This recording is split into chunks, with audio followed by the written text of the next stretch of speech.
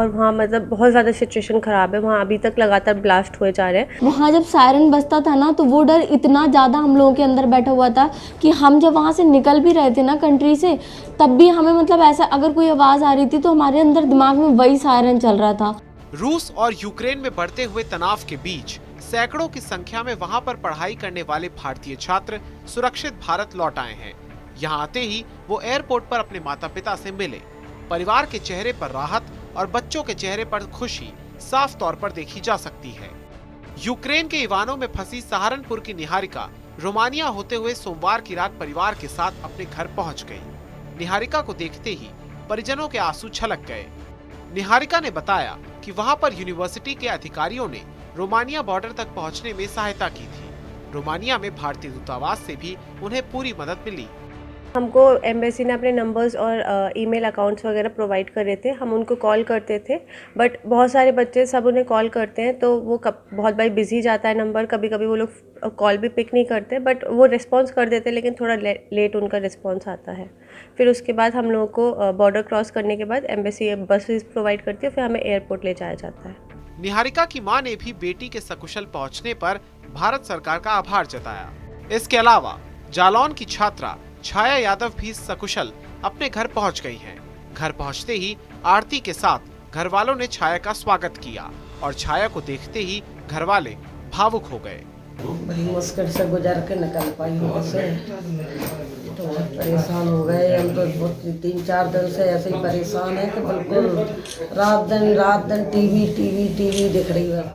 छाया ने वहाँ के हालात के बारे में बताया कि कैसे सायरन बजते ही सभी छात्र छात्राएं खौफ में आ जाते थे। वहाँ पे दिन प्रतिदिन 23rd से कंडीशन बहुत ज़्यादा बिगड़ रही है, मतलब आप आइडिया नहीं लगा सकते। आप वहाँ के वीडियोस देखोगे, वहाँ जब सायरन बजता था ना तो वो डर इतना ज़्यादा हम लोगों के अंदर बैठा हुआ था कि हम जब वहाँ से निकल भी रहे थे ना कंट्री से, तब भी हमें मतलब ऐसा अगर कोई आवाज़ आ रही थी तो हमारे अंदर दिमाग में वही सायरन चल रहा था। इतना ज़्यादा वहाँ के स्टूडेंट्स डरे हुए थे। सर, इंडियन एम्बेसी ने हेल्प तो की है, क्योंकि बिना इंडियन एम्बेसी और इंडियन गवर्नमेंट्स के आज हम जो यहाँ आए हैं वो यहाँ नहीं होते। लेकिन जब मैंने बॉर्डर क्रॉस किया था उस टाइम पे इंडियन एम्बेसी का केवल एक लेडी वहाँ पे थी और स्टूडेंट्स लाइक 2000 से ऊपर नंबर में वहाँ बॉर्डर्स पे पहुँच चुके थे। ये रोमानिया बॉर्डर की कंडीशन है जहाँ से मैंने बॉर्डर क्रॉस किया। वहीं यूक्रेन से सकुशल लौटी कन्नौज की 2 बहनें, जिन्होंने बताया कि बॉर्डर तक आने के लिए 15 से 40 किलोमीटर पैदल चलना पड़ा। 25 फरवरी को वहाँ पे भी सायरन बजने लगे और हमें इंस्ट्रक्शंस मिलने लगे कि जब भी सायरन बजेगा सारे लाइट्स ऑफ करने और हमें बंकर्स में जाना है। बंकर्स बिल्डिंग के हर एक अंडरग्राउंड में होता है, तो जब भी कोई ब्लास्ट होगा वो एक सेफ जगह होती है। इसलिए हमें जब भी सायरन बज रहे थे, दिन में 5 बार बज रहे थे, तो हमें वहाँ पे सेफ जगह पे जाना था, बंकर्स में जाना था और कभी भी कोई भी ब्लास्ट हो सकता था। 25 को तो कोई ब्लास्ट नहीं हुआ, लेकिन सुबह हमें पता चला कि वहाँ पे रशियन ड्रोन्स देखे गए, लेकिन सारे लाइट्स ऑफ कर दिए थे सभी लोगों ने, तो उसकी वजह से वो वहाँ पे कुछ कर नहीं पाए। उसके बाद 26 को फिर हम शाम को, और यूनिवर्सिटी से हम उम्मीद किए हुए थे कि वो हमें यहाँ से बाहर निकालेंगे, लेकिन वो कुछ भी व्यवस्था नहीं कर रहे थे।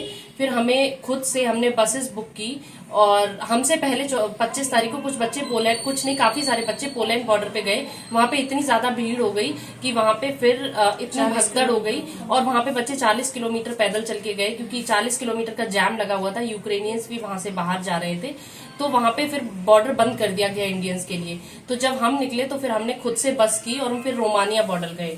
वहाँ पे भी 15 किलोमीटर का जाम था, तो हमें बस ने 15 किलोमीटर बॉर्डर से पहले ही उतारा। हम अपना सारा सामान लेके और खाने पीने का सामान लेके, पानी लेके, 10 लीटर पानी हाथ और में लेके 11-12 किलोमीटर चल के तब हम बॉर्डर पे पहुंचे। और हम अपने रिस्क पे गए, क्योंकि हमें नहीं पता था कि वहां जाके हमें एंट्री मिलेगी या हमारा क्या होगा। बट हमें इतना पता था कि वहाँ बॉम्ब नहीं है, कुछ नहीं है, हम खुले छत पे, हम कैसे भी बस बॉर्डर पे हम सेफ रहेंगे। वहीं अब भी बहुत से भारतीय छात्र यूक्रेन में फंसे हुए हैं।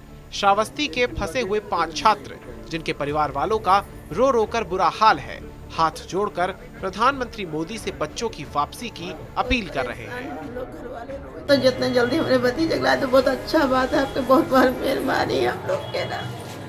हमारे भतीजे जगलाए तो बस सद्दाम हुसैन नाम है उनके, बहुत परेशान है हम लोग, घर वाले रोए थे, मेहमान आई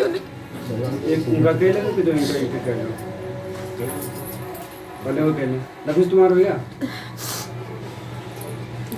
गुजारिश हमारे बच्चों को, जितने बच्चे कौन श्रावस्ती जनपद के हैं, उनको प्रधानमंत्री हाथ जोड़कर गुजारिश की उनको तत्काल बुलवाया जाए सुनिश्चित।